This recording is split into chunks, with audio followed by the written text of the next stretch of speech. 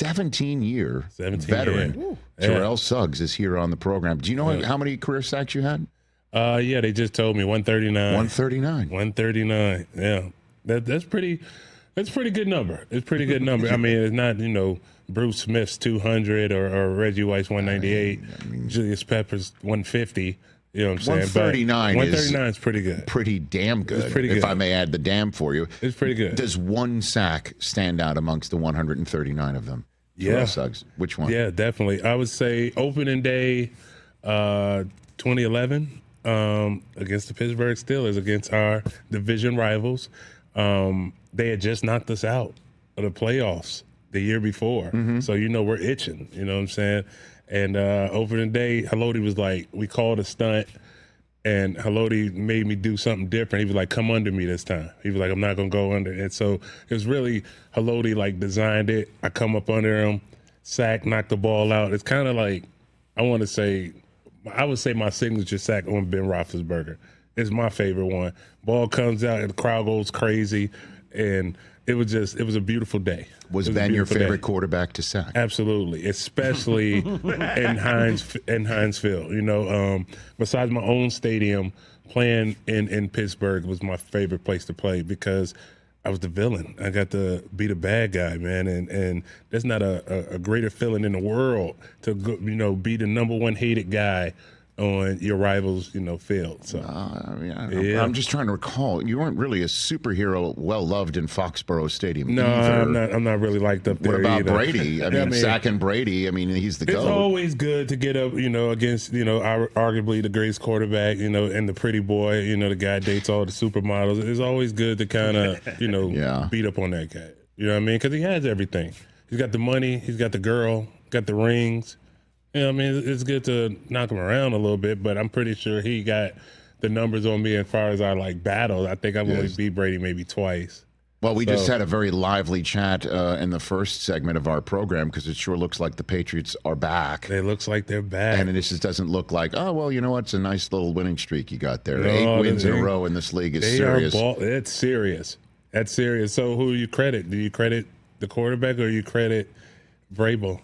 Who do you think? Well, I mean, we're not going to go down this Brady Belichick road again, are we here? Because how about both, man? You know how this works. Listen, you know how it works in our media where it's got to be one or the other. There's no such thing as an in-between. Right. It's not as if, Brady might not have existed had Belichick not said, we're sticking with you. Okay. And then Brady made the most of his opportunity and then maybe brought Belichick along at certain points in time. Yeah. I mean, right? Because now, how does it, the fact that May is doing this right now with Vrabel, how about both of them? How about that? That's a good argument. Am I allowed to say that in this media world? I would say, remember, it's got to be the players that got to go out there and do it. You know what I'm saying? So I guess you could argue because, Coach kind of brings the atmosphere, the tradition and the tenacity, especially, his reputation there, playing there. So, yeah, you can give it to both of them. Terrell Suggs here on the Rich Eisen Show. Let's talk about the Ravens right now. Yeah. Because 1-5, even at 1-5, it looked like this team still wasn't out of it. Yeah. Even though they were 2.5 games behind the Steelers. And now here we are. One game separates the two. Yeah. Yeah, it was scary at first. At first, I'm pretty sure a lot of people had for sale signs in front of their house. You know what I mean? It's not a 1-5 in that city. Nobody is secure. You know what I'm saying? Even John Harbaugh?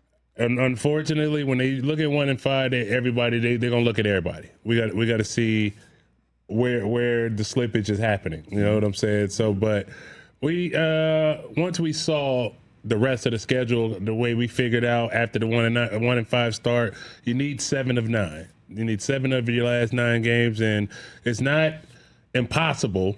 It's doable, but we'll see. And we also got to play the team. The team to the west of us twice. We still got to play them twice. You can't say the word Steelers? I could say the word Steelers. Did you just go like Ohio State on Michigan on you right now? I love playing those guys. Okay. You know what I'm saying? So I can say the word Steelers, but every time you talk about the rivalry, it's just the old sizzle comes back. You know what I mean? Just the old feeling. But yeah, we still got to play the Steelers twice. We still got to deal with T. Higgins and Jamar Chase twice, and one of our own guys, and he's playing pretty well now. So it's not, like I said, it's not impossible. You know what I'm saying? It's doable, but it's going to be tough. Well, some old school stuff to talk about with you right now. Yeah, let's get into it. Well, you were there when Lamar showed. That was your last year in Baltimore. Yeah. Was it obvious at the time? No. It was not. Like, he was the most athletic guy there. You know what I'm saying? But he hasn't, it was his first year. He hasn't had, like, all the quarterback and, you know what I'm saying, kind of the NFL quarterback bravado right off the bat. You know what I'm saying?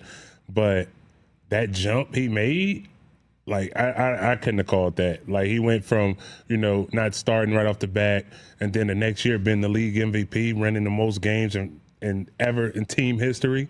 You know what I'm saying? He won 14 games. I was like, no, I did not see that. You know what I'm saying? So, but yeah, like, he was always faster and more athletic than everybody else on the team. But they made the move to him in your final year there. What was just like, what was that like? It was like there? It was nervous because a lot of us we knew it was like our last year, and then I'm like, we're gonna go to a rookie quarterback, and it's like, we'll see.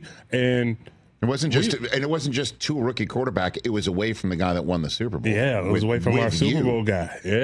Yeah. So it was like real, like, at first we was, as a defense, thinking like, all right, we can't let a team score more than 17 points. But no, he wouldn't. Once he got it, he ain't never gave it back. Once he took the helm. But at that point in time, you realized he has it. Did you see it? Like, you could see where he was going. Like I said, and the time he did it, like that short window, I didn't see him making the jump for. Like, you knew he eventually was gonna be like, all right, he eventually gonna come into his own and be the new version of Vic. You know what I'm saying? But he didn't surpass that. You know what I'm saying? He's supposed to have 3 MVPs. He's supposed to have been an MVP last year, but politics, semantics. We're not gonna get into that. But he was supposed to be an MVP last year, so he would have had 3. You know what I'm saying? So 2-time MVP. Like, I didn't think he was gonna do that like right as fast as he did it. You know what I mean? But it's interesting. He's most likely not going to win the MVP this year because of his injuries and the 1-5 start and things like that. But if this still winds up a deep Ravens run of a season, could be his most impressive. It could be at the end of the day, especially because of how they started. Right. You know what I'm saying? Because it wasn't. It looked like it was coming off the rails. You know what I'm saying? So, but for the simple fact that if they go on the run and then make it to the playoffs and have a deep run, that will probably be just another impressive thing on his resume. Well, and it's still kind of crazy, too, here, Terrell Suggs here, how you can't make it up. Week 2, Flacco was in the building in a Browns uniform.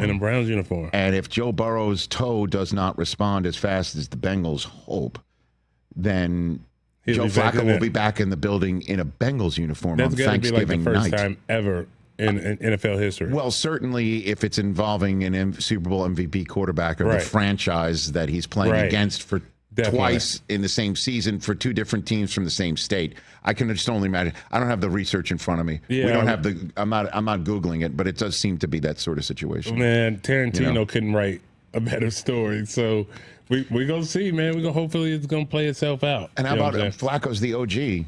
Now he's like a 40-year-old guy. 40-something guy. Just talking about, I don't know if you heard this, just the way he just talks in a real matter-of-fact but sage-like way. It's kind of wild to see him in this role where he said basically he's never had a situation where you're in a film room with your teammates and you're like, well, this is what we're going to do when both our receivers are doubled. Which is what his situation is right now. Yeah. I mean, he's definitely playing with 2 receivers. One of them is probably arguably the best receiver in the league, you know what I'm saying, in Jamar Chase. But, like, to have those 2 weapons and he's just out there having fun, man, just throwing that ball around. He's been having some games. Joe Cool, man. So who's the best pass rusher in the league today? Myles Garrett. I would have to say Myles Garrett is, and then T.J. Watt after him. Myles Garrett, T.J. Watt, Michael Parsons is up there too.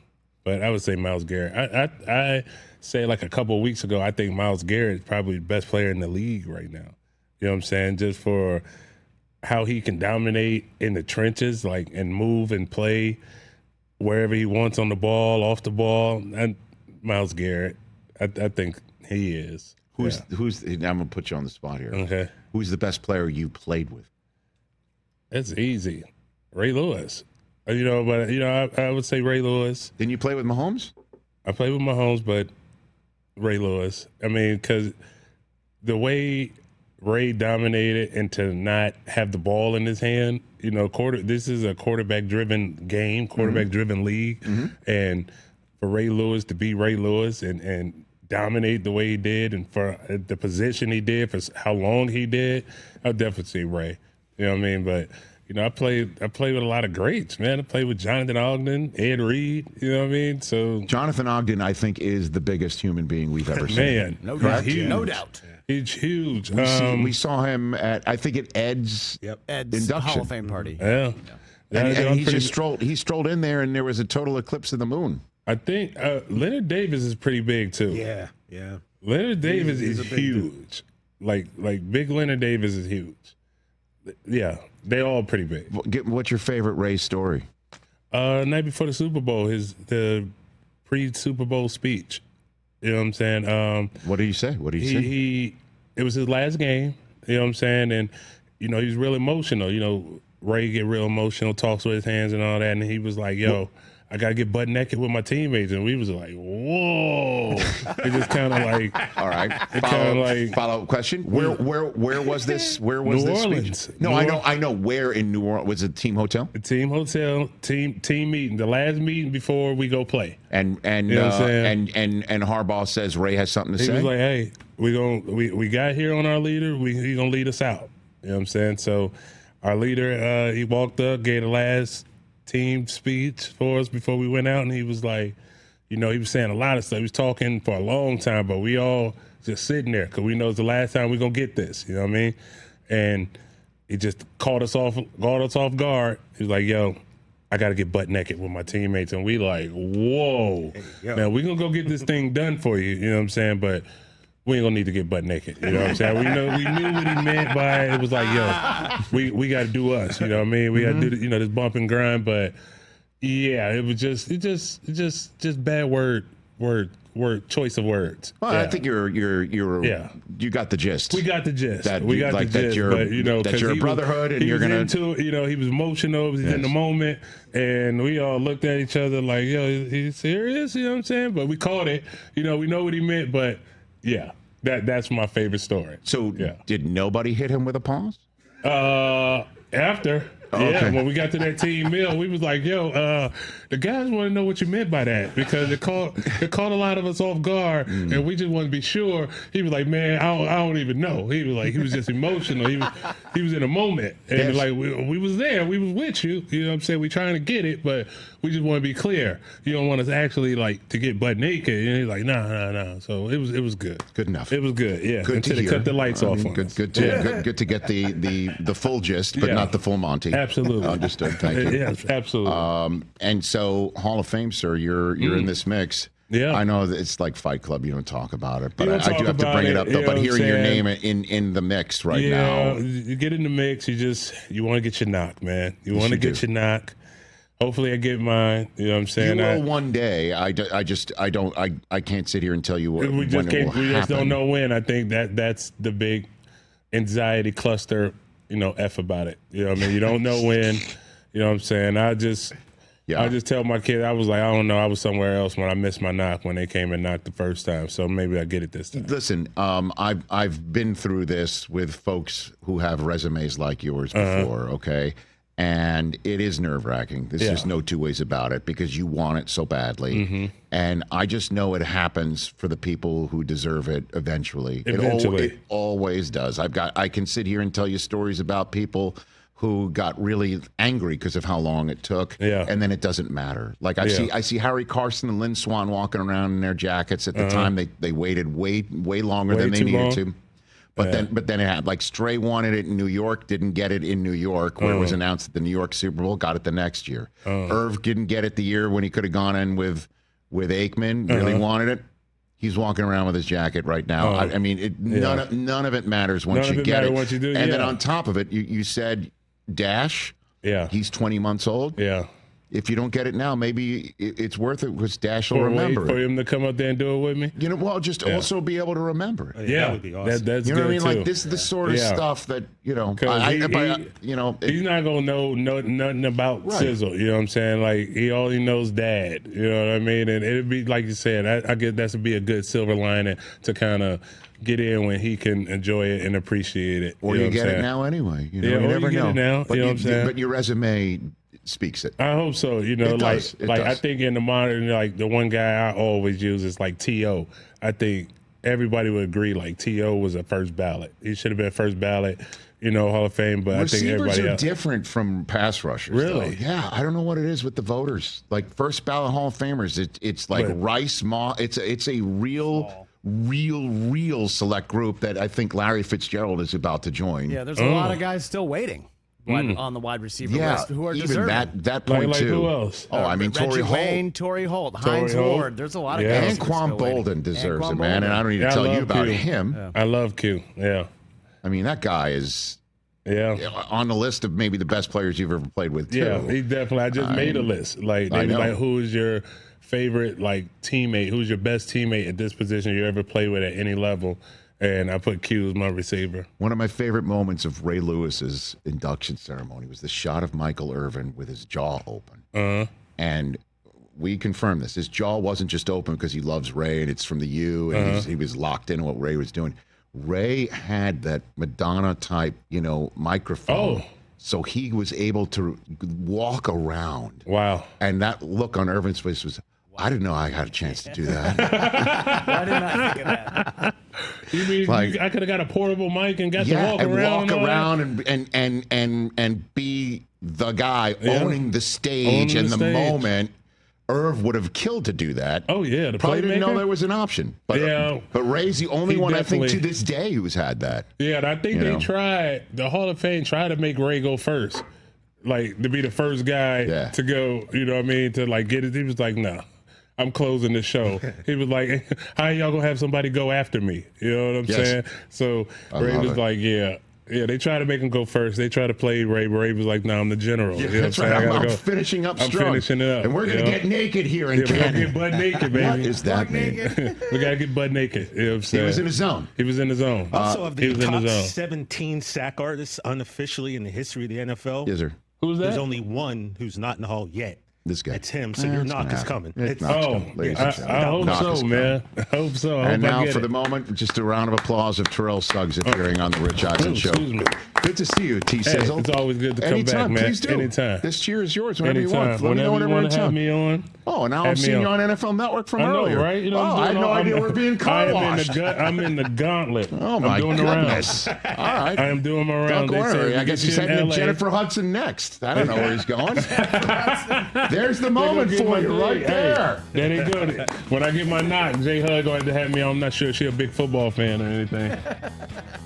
Hey, you made it all the way to the end. Thanks for that. Check us out every single day streaming live on Disney Plus and the ESPN app 12 to 3 Eastern.